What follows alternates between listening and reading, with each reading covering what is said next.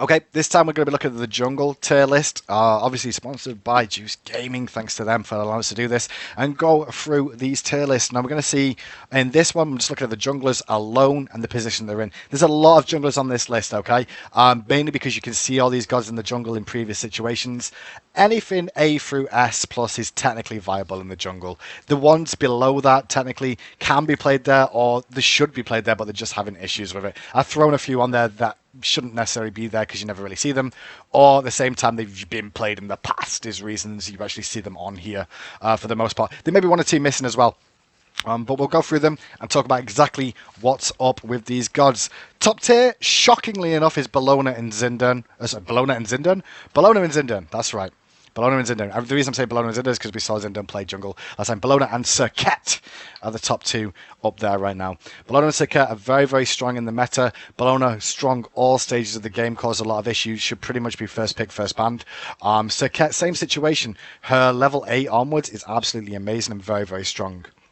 It's really, really good for the whole game. She's got ridiculous clear, causes, sorry, not ridiculous clear, ridiculous damage, ridiculous escapability is the biggest issue people have with her. She's so mobile, it's just destructive force in there, as well as the healers that are actually in the game right now. Any healers in there, she reduces healing to 0, which also causes problems too. So Serkat should be an S tier and is.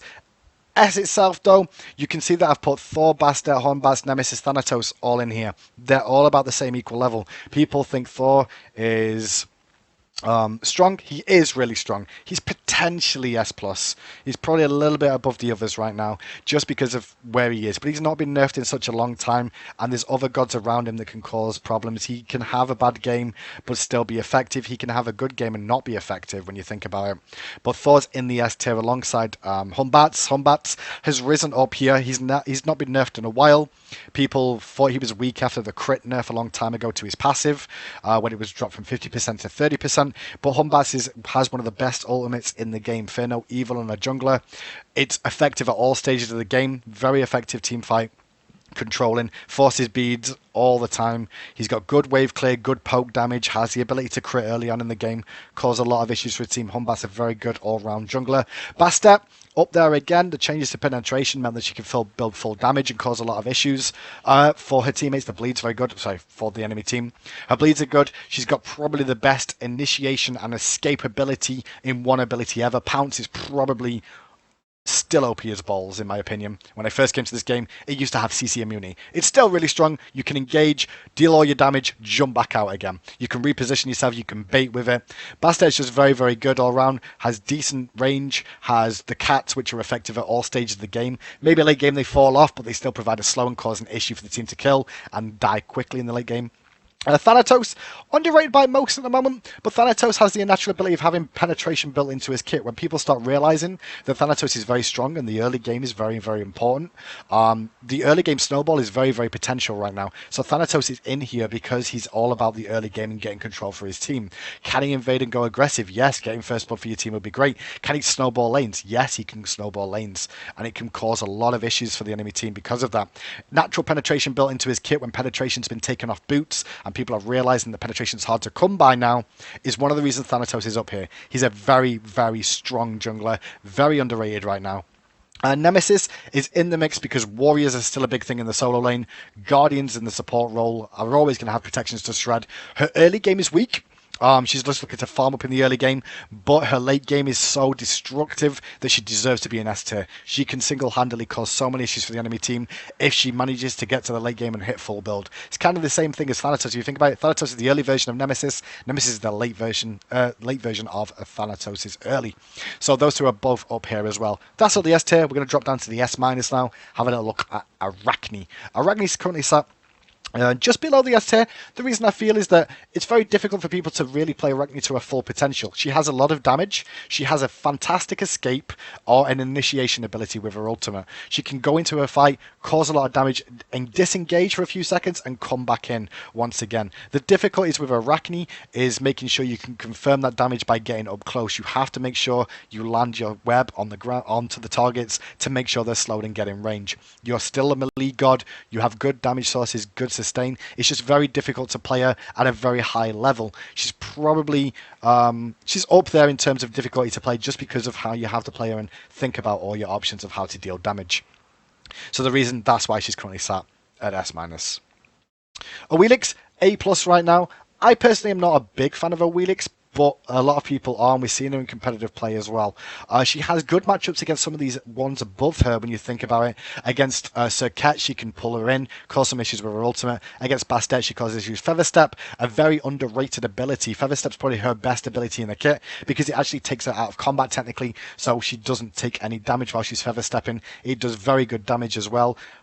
She struggles in the late game. Is my biggest problem with an Awilix. If you're on defense in the late game, you can't really do much. She's a bit like Serket in the late game too, honestly. She has an issue with trying to engage for the team. She can't really be an engage. She will get bursted down. And she has to sit at the back and wait for a teammate to engage. So she's a little bit more reliant on the enemy team making a mistake or your team making a good initiation to be effective on the later stages of the game. I think she's got good damage. Good split push potential, great mobility, but I think overall she struggles a little bit in the late game because she doesn't really have anything that can get her in and out of fights. So I mean, Suku, yeah, but if you're defending a tower and they're sieging, what are you going to do? You're going to throw your 3 out and it's going to hit them in the face, and that's it. You're going to have to wait for one of them to jump. Why are they going to jump if you're in a Wheelix? They'll just beads it. And at the same time, your team has to do a knock up to force you to be able to pull them in to turn the fight around. So Wheelix just a little bit lower. Looking at the A tier, there's multiple gods in here right now. The main reason there's multiple gods in the A tier is because they work, but they could potentially be played in other roles as well, or they're not as strong as the S tier. You can see the S tier is pretty strong right now, and then S through A is like strong. A plus is strong enough to be able to find a god to play in these roles every single time. There's no way that all these are going to be banned out in every single game. You're probably going to see them in one of those games. But the A tier, Athena, can be picked up in the jungle, has fantastic wave clear, good mobility and rotations around the map. That's what you want from a jungler more than often than not, is the ability to be able to rotate all over the map and get places. She can be ganking solo lane at the same time as putting pressure on duo lane at the same time, can Athena, because she can instantly just ult in. The threat of her ulting in keeps people on the back front all the time. People going for the Gold Fury, they have to be wary that Athena could be ulting onto a target at any given time to turn the fight around. Plus, because she's going to be building slightly damagey in terms of build because she's in the jungle, then she's going to do a lot more burst with the Shield Wall Taunt combo as well. So, a very, very strong pick is Athena in the jungle. She can be used there. Would you want her in the jungle over a support? Depends. Sometimes people pick her to take it away the support or bait people into support picks. They've gone Athena and not banning away support, and they get another one to counter out whatever support they've gone, yada, yada, yada. Athena is strong though. Guan Yu is on this list as well. Guan Yu's jungle is not that bad. He's actually pretty strong in the jungle. He's got good sustain. He's got decent gank potential with the slow from Master's Will, as well as the cavalry charge has a great potential for setting up CC and damage. What are you going to do when a Guan Yu charges out the jungle on a horse to you? There's not a whole lot you can do apart from run away. But the thing is about running away, think about Agni in mid lane. Just an example, Agni's very, very strong in the mid lane. If Agni's in mid lane and sees a horse charging out of the jungle, what's he going to do? Path of Flames away. That's what happens. But what does Guan Yu do then? Continue on his horse and charge straight after him. Cut him up in the back and still stun him. And then he's got no escape as his Agni other than to try and burst him down. He's got damage potential, he's got setup potential, he's got steal potential. Guan Yu is actually strong and very underrated, and he's a potential jungler. But there's ones above him that are definitely stronger. Mercury is a hyper carry in the late game. His early game can be a little bit weaker. It takes a little bit longer for him to come online. The nerfs to his special delivery caused a few issues for him because he doesn't manage to get as many auto attacks off for free as he did. He needed those nerfs. I think he's pretty balanced where he is right now. He can go off and be big for his team. He still does the same sort of things we saw from old Mercury. It just feels like he's slightly behind the others now because he can go hyper carry. It just takes a little bit longer, and he's got to be a little bit more careful with his abilities. I still think Mercury's strong though. Maybe I've positioned him a little bit too low there actually. Maybe he should be A plus actually, think about Mercury a little bit more. Chuck's jungle is fine. He doesn't need mana because he just auto attacks down. His wave clear is good. The issue with Chuck is that he's a sustained jungler. His gank potential is really weak. But if you want a tank, you have a tank in Chuck. Maybe your solo laner went Chronos. Maybe your mid laner went something like Agony or Poseidon. And you need somebody to be a frontline for your team because your support's Nisha. So you go Chuck jungle. Chuck has a good CC. It's only a 3-second silence, but it's effective. He does decent damage. He's a frontline tank, causes a lot of issues, hard to bring down. That's all he brings, though. And that's why Chak, it depends on the composition to make him work, but he can jungle. He's effective in the jungle. He's got good clear potential. He's hard to kill in the jungle, so if he gets invaded, he can fight back and defend himself. Not bad. Ymir. Ymir's a Guardian. Underrated in the jungle position, gets played by some of the EU teams, not so much over in NA in the jungle role. He's dropped off a little bit at the moment, but he's got fantastic gank potential. He's got very strong wave clear. Don't forget, because of his in-hands of his passive, means he does 100% after using the ability. It means he can clear the jungle down very, very effectively. His damage is underrated, and he's still a frontline Guardian. Walls influence the fight completely. He can go Blink and also Hog 3, so he's like a second support on the team. He's got great setup potential as well as burst damage. Very underrated. Can build slightly damagey, a little bit more damagey if you're not going for the full tank route, because he's not in the support role. So Ymir, viable. Bakasura can jungle. He's got a good ultimate. He's going to farm safely in the jungle for the most part, has a good escape. Bakasura is like consistent in the jungle right now. The only issue and the reason he's in A is probably because you won't really want him in the jungle. You could put him in the solo lane. It'd be better to have him in the solo lane being able to beat up these warriors than to farm in the jungle for the most part. His gank potential is pretty strong with the cripple, and the regurgitate can cause a lot of issues. Freya's viable in the jungle, but the meta we're currently in, it's all about the early game, and Freya takes a while to come online. She's looking to farm up and get to the late stages of the game to really be effective. So Freya not going to be picked as often as you may see. She's still a hyper carry in the late game, so she can still go off. Her gank potential isn't as bad as some of the others. In terms of like Arachne's got a harder time trying to gank than a Freya does when you think about it, because Freya can come out of the jungle, banish over the wall, walk around the corner, slow, ult to finish them off. Arachne has to walk around the corner, throw out the web, chase them down with autos. So if you think about it, Freya's gank potential isn't all that bad. It's just the issue of getting it to that point where she can get a few kills for herself. I actually feel Freya should probably be the same level as Kali, actually, when I think about it a little bit more. Odin's been played in the jungle multiple times over in North America. His damage potential is good. His clear potential is good. His gank potential is insane because the burst out of nowhere can evaporate you, plus that ring of spears. He can build tanky and actually deal more damage because of that, and actually get some items online for actual damage dealing, which means he's going to deal more damage as the game goes on. Odin's pretty good, honestly. The only issue and the reason Odin's not higher is because every god above him, if you look at it, has some sort of escape to get out of that ring of spears, and he's not going to be able to fully engage onto them. If you look at it, he's got no natural real escape. He wants to use the lunge for damage, so he has to go all in to an extent. He's still a viable jungler though. If they've got a lot of teammates that don't have natural escape, say they've got an Amuz and Carb in the duo lane with a Ymir, and in the mid lane they've got an Agni, and in the solo lane they've got a Hercules, yeah? You could literally go up to any of them and ult them, and they're going to be in a world of hurt. You're going to cause problems for all of them with your Ring of Spears. He's a viable pick. He's not a top tier. Nisha, though. Nisha, underrated. Very, very strong damage potential, has kill potential, and is very overlooked because a lot of people don't remember how to play him or haven't seen him very much right now. Has natural crit built in as well because of the 2, and that can really cause a lot of issues for the team. Ring toss, a strong ability, wave clear strong. His passive is not too bad for jungling with. The only issue Nisha really suffers from is that you have to be good at landing the sash. You have to land the sash and the ultimate are very hard to confirm. If you can land those effectively every single time, Nisha is strong as one of these S tier gods, but it's getting to that stage that causes an issue. Can cause a lot of damage, deal a lot of damage, and cause a lot of problems for the enemy team, but Nisha suffers from the problem of confirming damage, and that's why she's only she. You'll hear me say it all the time. He's only an A tier right now. Fenrir, maybe should be a little bit higher. Might change my mind on this one a little bit, but I'll fall by a little bit more. Maybe at A plus. Fenrir confirms a lot of damage, has a lot of natural sustain in the jungle, has good setup potential, forces beads on gods with Ragnarok. He struggles in the late game. Not because his damage falls off, but it's harder to confirm his damage. He has to rely on his auto attacks really to do stuff for his team. He can't really get the full brutalized combo off that he would in the early game because everybody will be looking to CC him out if he dives into a team fight. So he's a little bit lower down than some of the other gods. He is a viable pick. He is strong in the jungle, and he can set up a lot of damage with that Ragnarok. He can walk people into a Kraken, for example, forcing beads out.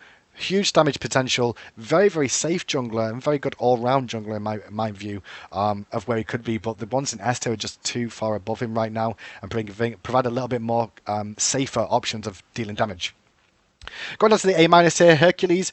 very good in the jungle, decent sustain. His gank potential is not that bad when you think about it. He can throw boulders over walls just to secure kills. He can drive and strike Earthbreaker combos to get people out of position. Natural sustain with mitigate wounds. He's a frontline tank that's very, very effective, as well as deals very, very decent damage. Would you want to put him in the jungle, though, over putting him in the solo lane? No. Would you want to put him in the jungle over the support? Well, potentially you could. Going to Loki. Loki's problem is that he wants to get items online to really get to the late stage. And Loki's ganks in the jungle aren't that bad. He doesn't necessarily max his decoy in the jungle, which means his damage gets up a little bit in the early game because he's going to be putting more points into his other abilities. The problem with Loki is that his clear in the jungle is kind of slow. He's got a slow clear. It takes him a while to get his items online to really deal the amount of damage that you normally see from a solo lane Loki. And he has the potential to be picked in his jungle or be counter jungle because of his skill set and how he clears the jungle and how slow it is. It takes him a little bit of a while. His gank potential is okay. He's mainly a poke ganker or an all-in ganker. They're the only two things he can really do, poke or all-in. And if the all-in fails, he'll die. If the poke misses, he's going to take poke in response for it as well. So Loki a little bit lower. Carly suffers the same issues. Like her early game's kind of weak. If she gets snowballing early, can cause a lot of issues. The amount of item changes to early pen being taken away, her natural and chins being hurt as well in terms of cost on chins. It kind of hurt Carly a little bit, where she's not got the natural penetration. She wants to deal more damage. She can look for Igval now and maybe Odysseus bow to deal the extra damage in the early game and get the attack speed build online, for the most part, for her in-hand combo. But she struggles a little bit because she wants to get to late game. If she gets going, though, she can go off. She can go off completely. But why would you pick Carly when you could look at picking someone like Humbats that could be effective all game long? Or the likes of Nemesis or Surcat that just come online earlier, don't necessarily need items to get themselves these kills. Carly really wants those items to deal damage. You're looking for a really late game if you're going for Carly. Tyr's strong in the jungle, honestly. He's got decent sustain, he's got good gank potential, a good frontline tanky. His wave clear in the jungle is a little bit slow, but it's not too bad. It can take him a little bit longer to clear the jungle out sometimes, but he's got good gank potential with Lawbringer and Blink. He can go for both of those and sell with Fearless combos as well. Good frontline tank. The issue with Tyr there is that the other junglers are going to be a little bit quicker in the jungle than him, have a little bit of gank potential, but you're probably going to want to run him in the solo lane. Why would you want to run Tyr in the jungle when you could run him in the solo lane where he's currently very, very strong? Going down the list now to B tier, these are pretty much unviable picks for different reasons. Ao Kuang's kind of on the same sort of point as Carly right now, but Ao Kuang suffers a few other issues too. His kill potential is good. He has no natural escape. His natural escape is to all-in you and then turn into a dragon. That's how Ao Kuang plays. You use the illusion to dive into a fight, you chop them to pieces, you execute them, turn into a dragon and disengage. That's Ao Kuang. What happens if that doesn't work out? You go into the fight with your illusion, you chop them to pieces, they turn around and kill you, you don't go into a dragon, you go back to base and buy. That's Ao Kuang in a nutshell, pretty much. He has to use his all-in to get a kill. And if he doesn't all in, he got his issues. He needs teammates to CC for him. He has no natural CC in his kit. A slow does not count as a CC to me. You're looking for stuns. You're looking for setup. If he's got an agony in mid lane, he's got kill potential there. He's looking for his other teammates to have CC for him. If his other teammates don't have CC, Ao Kuang in the jungle suffers greatly because of it. Going down to the B tier, Vamana can jungle effectively. Gank potential a bit on the weak side, but if you want a tankier one, he's like a version of Chak to an extent in the jungle. He's very tanky, but that's about it. Osiris, weak side of him at the moment. He got some attack speed taken away from him and it really hurt him in the stages of the game. He can cause a lot of issues, slow, anti-heal. He's not that bad of a god, but in the jungle he's still suffering there too. Sun Wukong, same sort of story. He does decent wave clear. He can exist in the jungle. His gank potential's not amazing because he's just going to use Tiger to go in and stun them and Master as well for a slow. His damage potential's okay. His dive potential's okay, but he's not really got anything else he's bringing. Kabrakan, heavy burst damage. His early game's still weak though. He can deal a lot of damage from the jungle if he gets out and gets ahead, but it's getting ahead that's an issue. He's got to go for the ganks. Habois, invade potential on him is quite high. Deals decent damage from the jungle, honestly. His wave clear in the jungle is not that bad. He's got good burst damage, but other than that, there's not much else he can really bring apart from just pure raw damage. And if he gets invaded on, can have a few issues with that. Finally, Gubis. I guess Gubis could be a little bit high. I just like to put someone in C tier. And let's just put Gubis down there. Can he get invaded on? His wave clears, his jungle clears pretty good. His gank potential is probably better than some of the others, honestly, as he can use the Mummify. He can laser beam through walls as well. And yeah, that's pretty much how it'll be. I think that's the tier list for jungle right now. As you can see, honestly, look at picking S tiers. Anything in S is perfect to play. Anything in A to an extent can be played as well. But why would you pick the ones in A when you could pick the ones in S?